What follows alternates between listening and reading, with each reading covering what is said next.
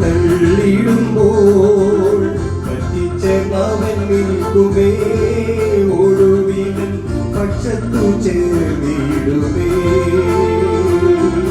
പറ്റിച്ചവൻ നിൽക്കുമേ, ഒടുവിലൻ പക്ഷത്തു ചേർന്നിടുമേ. കൊടുവിട്ടൊടുവിട്ട നാട്ടിൽ വീടിന്റെ മുൻപിലെത്തും, പാടിടും ജയഗീതമേ ഞാൻ പങ്ക പാടുകളേറ്റവനാ. ദൈവനാമത്തിന് മഹത്വമുണ്ടാകട്ടെ. ഇന്നത്തെ പ്രഭാത ധ്യാനത്തിനായി 47-ാം സങ്കീർത്തനം 2-ാം വാക്യം.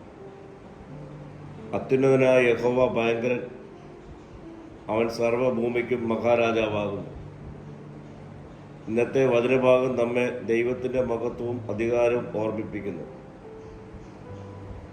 യഹോവ അത്യുന്നതനാകുന്നു എന്ന് വചനം പറയുന്നു. ലോകത്തിൽ പല ശക്തികളും അധികാരങ്ങളും ഉണ്ടെങ്കിലും അവയെല്ലാം ദൈവത്തിൻ്റെ അധികാരത്തിന് കീഴിലാണ്.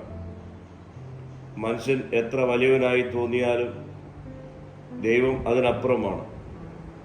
ഈ അറിവ് നമ്മെ വിനയത്തിലേക്ക് നയിക്കണം. നമ്മുടെ ജീവിതത്തിൽ വിജയം ലഭിക്കുമ്പോഴും എല്ലാം ദൈവത്തിൻ്റെ കൃപയാണെന്ന് ഓർക്കണം.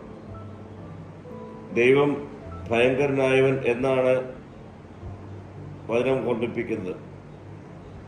ഭയപ്പെടുന്നവൻ എന്ന അർത്ഥത്തിൽ മാത്രമല്ല, അത് ഭക്തിയും ആദരവും ഉണ്ടാക്കുന്ന മഹത്വം എന്നാണ് സൂചിപ്പിക്കുന്നത്. ദൈവത്തിൻ്റെ സന്നിധിയിൽ മനുഷ്യൻ തൻ്റെ പരിമിതികളെ തിരിച്ചറിയണം.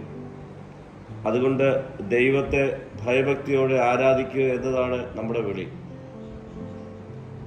ഈ ഭാഗം നമ്മെ ഓർമ്മിപ്പിക്കുന്നത് ദൈവം ഒരു ജനതയുടെ മാത്രം ദൈവമല്ല, അവൻ സർവ്വലോകത്തിൻ്റെയും രാജാവാണ്.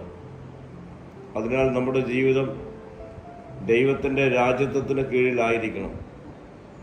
നമ്മുടെ തീരുമാനങ്ങൾ ദൈവത്തിൻ്റെ ഇഷ്ടപ്രകാരമായിരിക്കണം. നമ്മുടെ ജീവിതം അവൻ്റെ മഹത്വം പ്രകടിപ്പിക്കുന്നതായി ഇരിക്കണം. പ്രിയരെ, ദൈവം അത്യുന്നതനായതുകൊണ്ടും അവൻ ഭയഭക്തിയോടെ ആരാധിക്കപ്പെടേണ്ടവനായതിനാലും അവൻ സർവ്വഭൂമിയുടെയും മഹാരാജാവുമായതിനാൽ നമ്മുടെ ജീവിതം അവൻ്റെ രാജത്വത്തിൽ കീഴിൽ സമർപ്പിച്ച് അവനെ മഹത്വപ്പെടുത്തി അവൻ്റെ ഇഷ്ടപ്രകാരം നമുക്ക് ജീവിക്കാം. പ്രാർത്ഥിക്കാം. കർത്താവേ, നിന്റെ വലിമ തിരിച്ചറിഞ്ഞ് ജീവിക്കുവാനുള്ള കൃപ ഈ നാളുകൾ എനിക്ക് നൽകണമേ. മഹത്വം നീ എടുക്കണം. യേശുവിൻ്റെ നാമത്തിൽ തന്നെ. ആമേൻ.